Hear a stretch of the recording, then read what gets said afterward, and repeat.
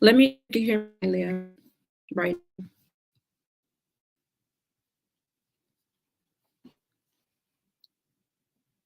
Okay. So our topic is birthday hit different after a cancer diagnosis. So let's dive into the conversation. The first one, it talks about, she said she could hear me now. That's so funny.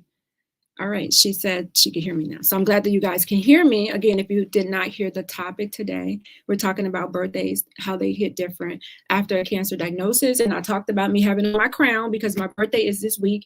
I will actually be 53 on Wednesday. And as some of you know, most of you know, I was diagnosed with breast cancer back in 2013 in December, found my own lump in November 1st as I was vacationing in Vegas.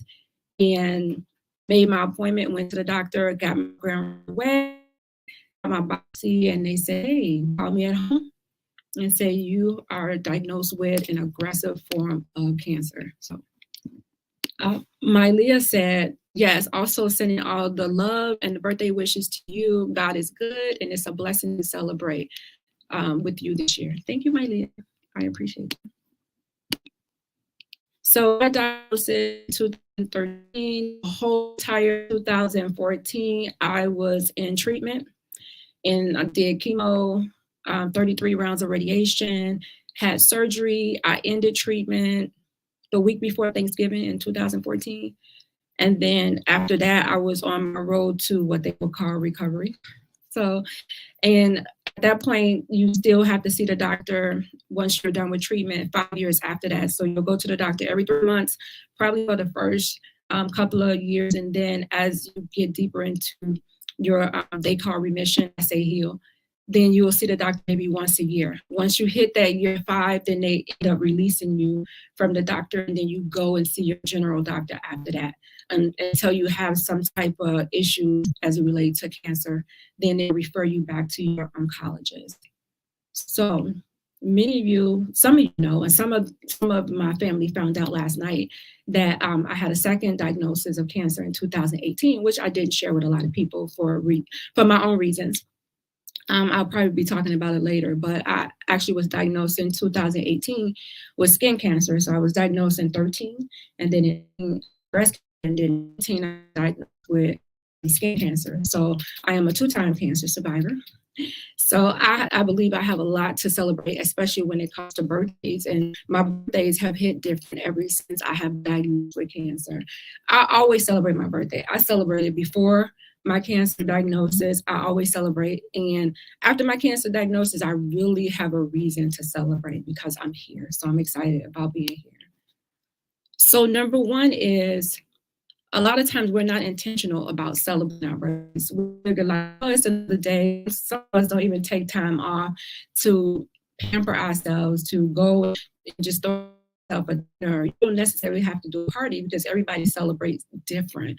So however you celebrate, you should celebrate yourself. You should acknowledge that day. Don't allow that day to go by without you celebrating yourself or allowing other people to celebrate you. So I have always been intentional about celebrating my birthdays. I normally give myself a birthday party, or lately I've been giving myself a birthday dinner every year, and I include intimate people who I love, hey Lisa, and who are, just near and dear to me that I want to celebrate with me.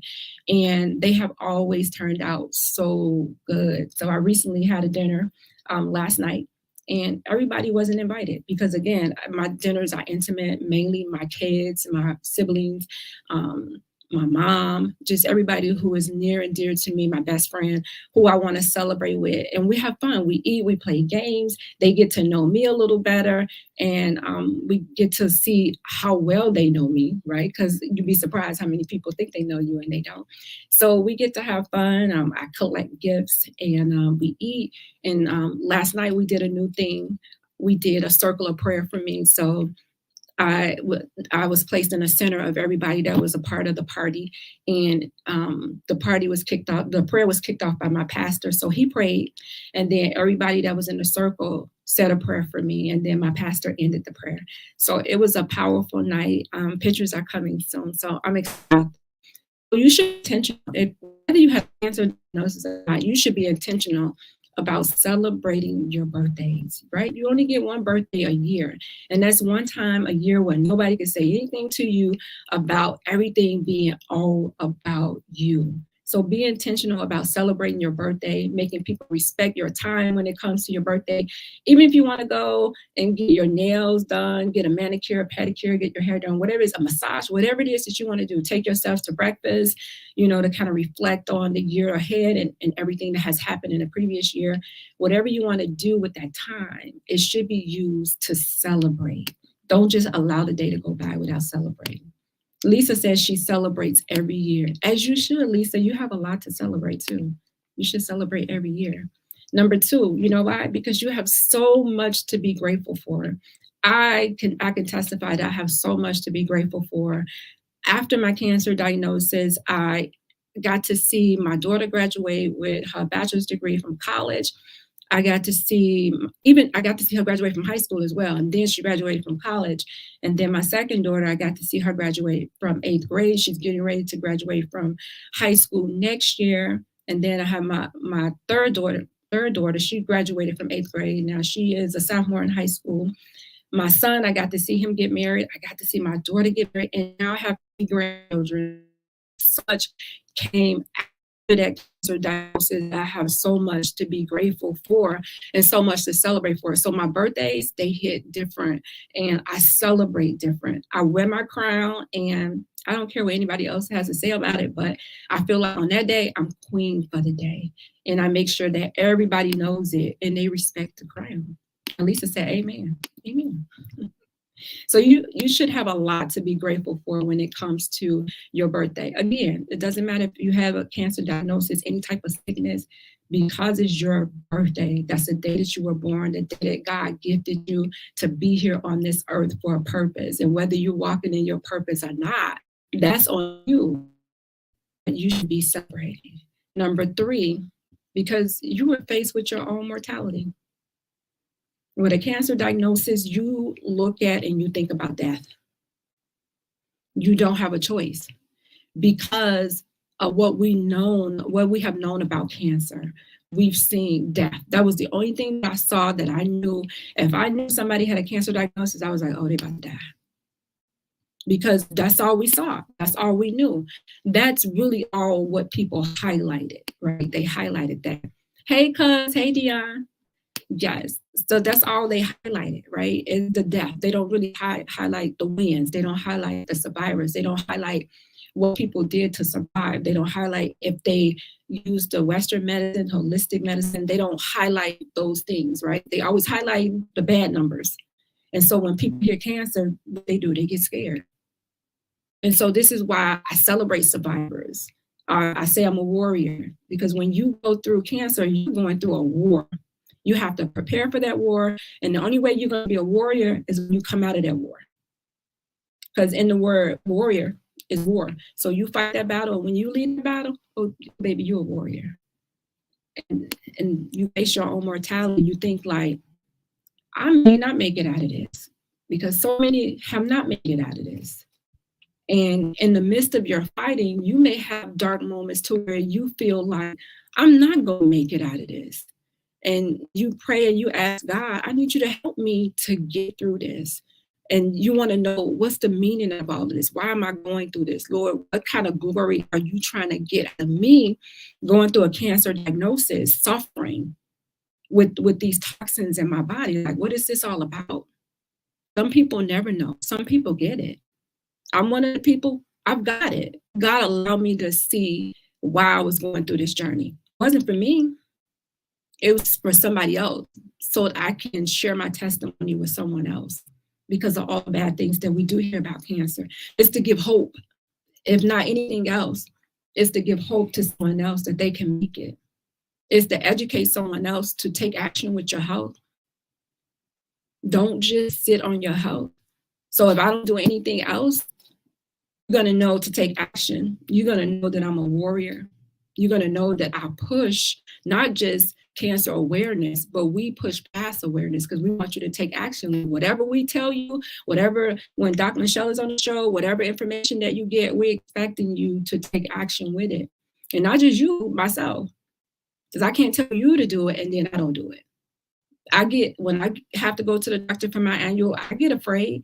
I don't want to go. My heart be racing and my blood pressure get up when I get in there. The doctor be like, "You okay?" I'm okay.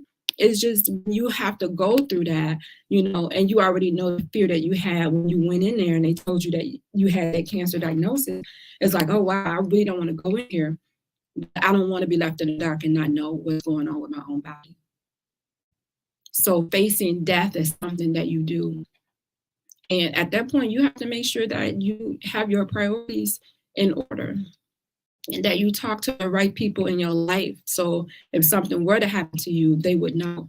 And one thing that my daughters told me, because my 3 youngest, I did not tell that I didn't really share my cancer journey with my 3 youngest. My 2 oldest, they knew because they were old enough to process it.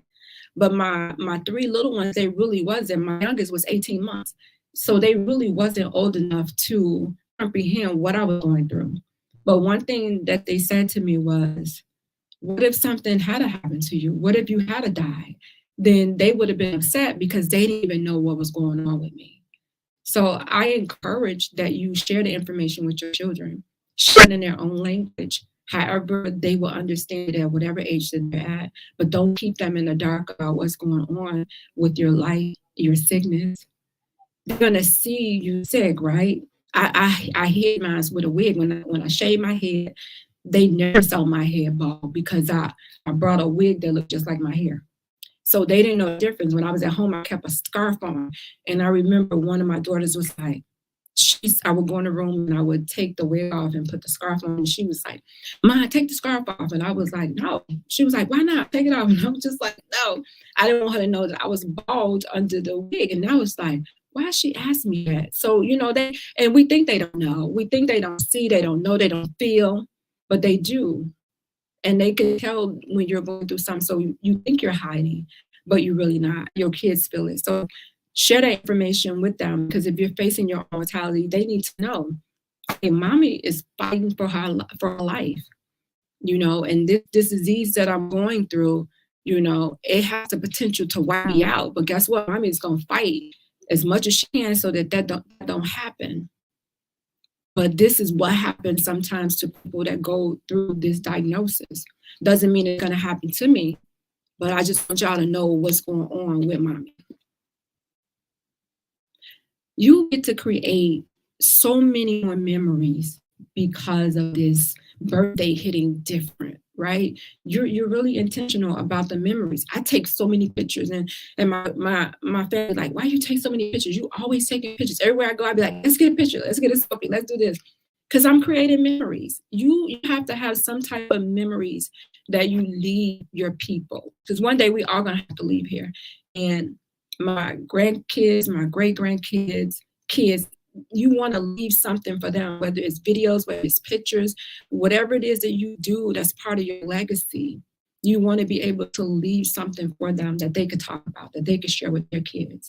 So be intentional about creating memories, whether that be y'all going on a trip every year, whether that be you have a dinner with your family every year or every quarter, whatever it is that you can do to create lasting memories for your family, then you should be doing that. Birthdays hit different, but it allows you, when you get that cancer diagnosis, to take charge of your health. You should not get a cancer diagnosis and you living unhealthy. You had lung cancer, they say, "Oh, you got lung cancer," and you got it from smoking cigarettes. And as soon as you get out the hospital, you're going to get some cigarettes. No, that's not what you do. That's not what you do. You're supposed to put those cigarettes up. I mean, you got the lung cancer, like, oh, maybe it's too late. You never know, but you should not still be smoking.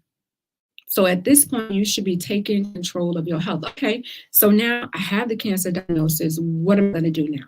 How do I move forward with my health, knowing that I have this cancer diagnosis? Some people get genetic testing so that they can inform their families about if it's a hereditary link or not. That's one way to take control of your health. Get the genetic testing so that you can inform your family of what's going on. After your cancer treatment, go to the doctor, get an all over physical, get your numbers. Start exercising, start eating, stop eating sugar, because sugar feeds cancer. If it's cancer cells in your body, guess what? That sugar is going to feed it. So try to do like natural sugars, like fruit. That's probably the best one. But everything that we eat breaks down into sugar. So in you eating the white refined sugar, it's just adding more to it. It takes a while to break down in your body versus you eating like fruit. And we're all guilty of it because it's kind of hard. It's like sugar is like a drug. And when you try to stop eating it, try to stop eating sugar for like 30 days and see what happens. You're going to feel like you have withdrawal symptoms because it's like a drug. It's addictive. So you have to do it in baby steps. Try to remove stuff every week or once a month. Try to remove some type of sugar from you. If you're drinking coffee and you know you do 6 sugars, cut it down to 3. If you know you're drinking pops, you drink 3-4 pops a day, cut it down to 1. Or substitute it for a different type of drink that doesn't have a lot of sugar in it. Because sugar feeds cancer. It does. You get to focus on what's really important in your life. A lot of times we're busy, we're working, some of us working 2 jobs, we're in school, and we're doing so many things that we really don't focus on what's important, which is our family, right? Going to family events, spending time with family. For me, my mom is getting older. She's 78 years old. So like, these are the years that you want to go and spend as much time as you can, quality time with your parents as they age. You could still make memories with them. We invite my mom to everything that somebody is having, everything that we're doing. We're like, Mom, come on, let's go. And she'd be ready to go. She's getting ready to go to Paris in August. She's getting ready to go to Dallas in July. So this is a time for you to focus on what really matters in your life, who really matters in your life, and release everything that doesn't. Don't be afraid. Be unapologetic about releasing people and things that does not feed your spirit in a positive way. This is about your health. This is longevity. This is about good quality of life. This is about you. So this is a time for you, a great time for you to reprioritize your life and start dropping off things. Make a list if you have to. Start dropping off things and people. Stop going places. Stop always saying yes. Learn to say no. And you don't have to explain and give an explanation. Just be like, no. Be like, girl, can you come to this event? It's all the way, it's an hour away from your house and I need you to bring some dishes. You just be like, no. And you don't even have to apologize for it. This is about you. It's about your health. It's about your peace. And peace is so priceless. Don't allow people to take that away from you. Tony King says, God bless you and thank you for sharing your experience. You're welcome, Tony. Thank you for listening. I appreciate it. I'm talking about how birthdays hit different after a cancer diagnosis. Some people look at it like, I got this second chance at life. God has given me more time. He's given me more time to do whatever it is that He has destined to do. So if you look at it in that way, that you have a second chance at life, then the decisions that you make and how you go about life, it should be different. You should not be operating on a people pleaser basis, right? You should be operating on, why am I here, the purpose that I'm here, and what can I do with the time that I have here? How can I make it count? If somebody gave you a second chance at something, normally when you get a second chance at something, you're like, okay, I'm gonna do good. I'm gonna do the same things that I did last time. I'm gonna make sure this count. I'm gonna make sure that I have all my ducks in a row. And you're gonna make sure that whatever it is that you do, that you're gonna come out on top. He's giving you more time. I feel like God has given me time after time. In 2011, I was diagnosed with blood clots. I had one in each lung, one in my left leg, which could have traveled up to my brain. It could have exploded. But God gave me a warning, and He's like, "Up, get to the hospital, go." And as soon as I got there, they was like, "Whoa, you got blood clots. Hurry up, and put me on blood thinners." I think I was on blood thinners for like a couple of months until the blood clots dissolved. The blood clots could have took me out. God gave me a second chance. He gave me more time. And then in 2013, the cancer diagnosis came. I was diagnosed at stage 2. I could have been diagnosed at stage 4. It could have been like, you don't have any more time. You had no options. But God gave me a second chance. He gave me more time. So what are you doing with your time that God has given you? Whether it's a second chance or not, what are you doing with your time? We waste a lot of time on things that are not even necessary, that it's not going to even count 10, 20 years from now. The one thing that I have learned to do is to embrace all of the people that I've met along this cancer journey that have came into my life. Some amazing people that I never thought that I would meet. I have had some amazing opportunities that have come my way because of the cancer diagnosis. Many of you know that I am an author. Never thought that that would happen. That wasn't really on my radar, especially for writing anything about my life or my story. But the first opportunity that I had to be in a book was for the You Are Unstoppable Moving from Past to Purpose, where I shared a snippet of my journey back in 2019. And I was excited because I'm like, oh, wow, I'm a published author. And I think that wouldn't have happened without my cancer journey. Again, it wasn't really under my radar. And then I decided to do an anthology with 5 amazing women. When Warriors Talk, God Listens. We talked about an encounter with God and how it changed the trajectory of our lives when you go through things, right? When you have that encounter. I self-published that book, and then I self-published a book for a survivor, When Warriors Talk, Miracles Happen, the results of letting God lead. Excited. And then I published my own poetry book. I released it for my 50th birthday.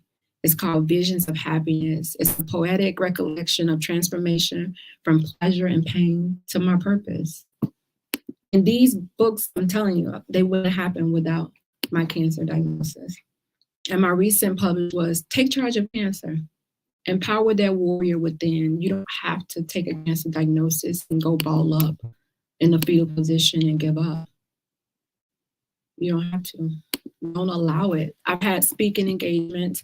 I created Warriors Talk. This show is a result of my cancer journey. My organization, my non-for-profit, my 501c3, it's because of my cancer diagnosis. It never would have been.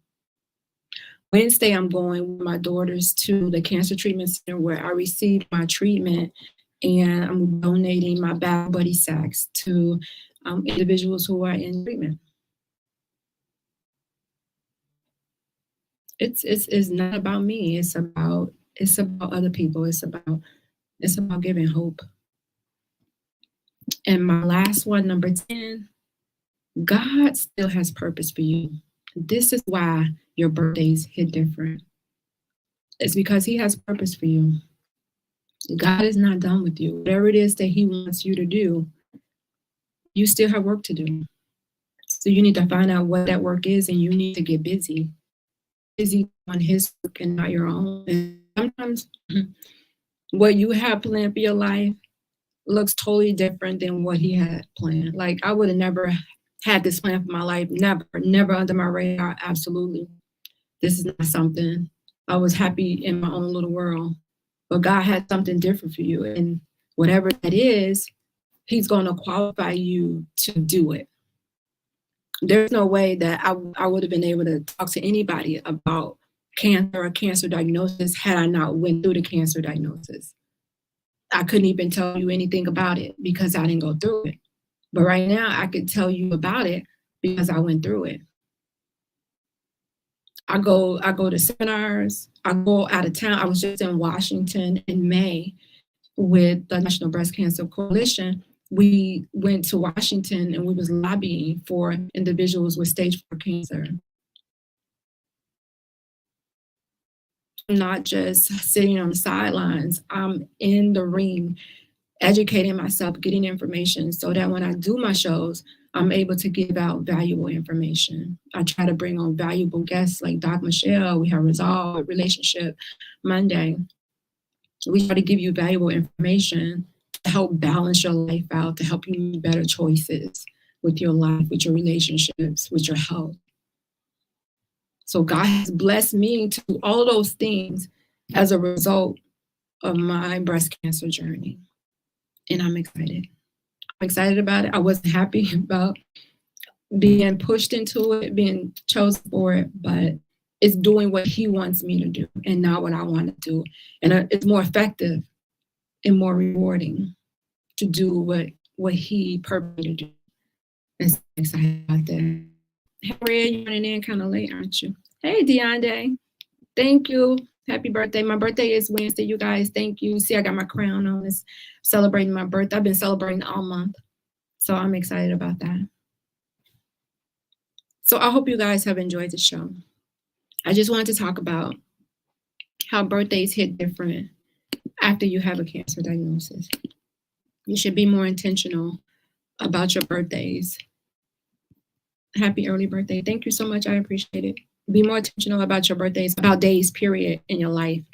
Stop allowing time to pass you by without creating legacy, without walking in your purpose. Do something for other people, not just yourself. I will leave you with these words of wisdom. Cancer survivors, like you, are real heroes. Not many people have the courage to look death in the eye and say, catch me if you can. Coming up next at 7 p.m. on Intellectual Radio is The People Show with Mark Wallace and Charles Thomas. So don't go anywhere. Stay here. Join me next Monday at 7 p.m., at 6 p.m. that is, on Intellectual Radio. As always, Warriors Talk is changing lives one warrior at a time. Thank you for listening to this week's edition of Warriors Talk with Lady ReShell. To find out more about Warriors Talk, follow at Warriors Talk, the number 1, on all social media outlets, and Warriors Talk with Lady ReShell on YouTube. Please join us next week, every Monday evening at 6 p.m. Central Standard Time on intellectualradio.com for Warriors Talk with Lady ReShell, where we encourage, educate, and empower you into action.